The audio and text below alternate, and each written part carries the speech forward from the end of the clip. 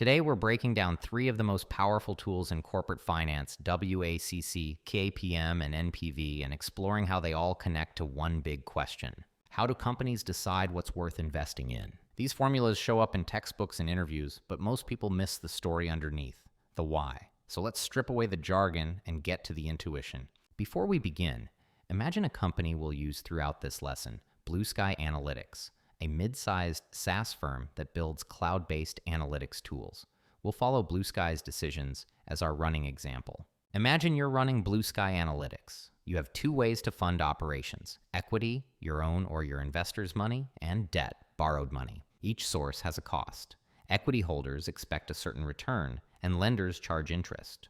The weighted average cost of capital, or WACC, tells you the average rate of return your investors, both debt and equity, require to keep them happy. Think of it as your company's hurdle rate.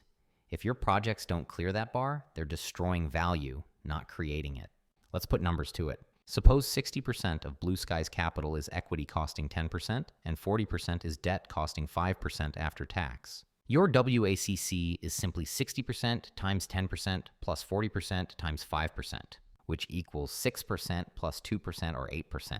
In other words, every dollar BlueSky invests has to earn at least 8 cents per year on average to satisfy investors. Less than that, and the company is slowly eroding value. More than that, and it's creating wealth. The beauty of WACC is that it blends safety and ambition, the cheapness of debt with the risk tolerance of equity, into one unified benchmark for decision-making. Pause and think, can you already see how this number acts as BlueSky's financial heartbeat? Every financing decision, every project ties back to this 8%. Keep that in mind as we build. Now that we know what the cost of capital means in total, let's zoom in on one side: equity. How do we get that 10% cost of equity in the first place? That's where the capital asset pricing model, or CAPM, comes in. The formula is simple but profound. Cost of equity equals risk-free rate plus beta multiplied by market return minus risk-free rate. Let's plug in real numbers for BlueSky Analytics. Risk-free rate 3%, market return 9%, beta 1.2. So the cost of equity is 3% plus 1.2 times the difference between 9 and 3, which equals 3% plus 7.2%. for a total of 10.2%. Conceptually, that 7.2% above the risk-free rate is what investors need to take on extra risk, the premium for uncertainty. Beta measures how volatile BlueSky is compared to the market. A beta of 1.2 means it's about 20% more sensitive, a little faster, a little riskier, and therefore investors expect a little more return. The CAPM doesn't tell us what the market will do, it tells us what investors require based on how risky the stock is. That's the cost of equity, which flows straight into your WACC.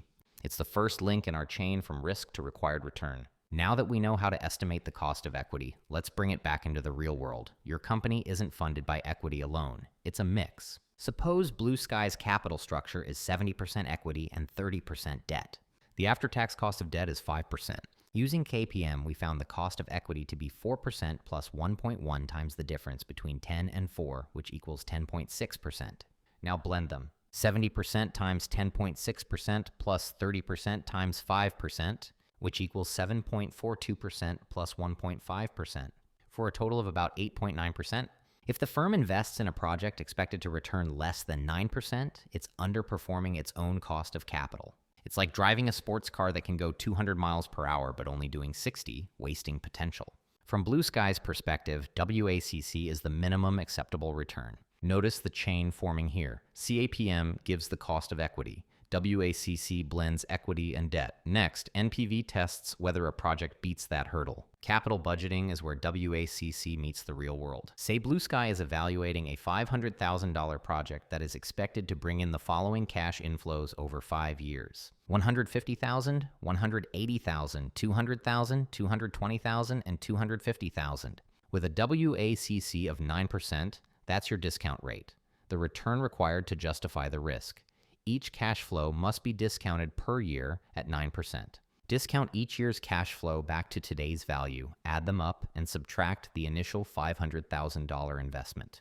The net present value, or NPV, comes out positive, around $260,000. That means BlueSky is earning 9% and then some. Positive NPV equals wealth creation, negative NPV equals value destruction. It's that simple. The NPV rule is elegant. If NPV is greater than 0, accept. If NPV is less than 0, reject. Because only projects that exceed WACC create shareholder value.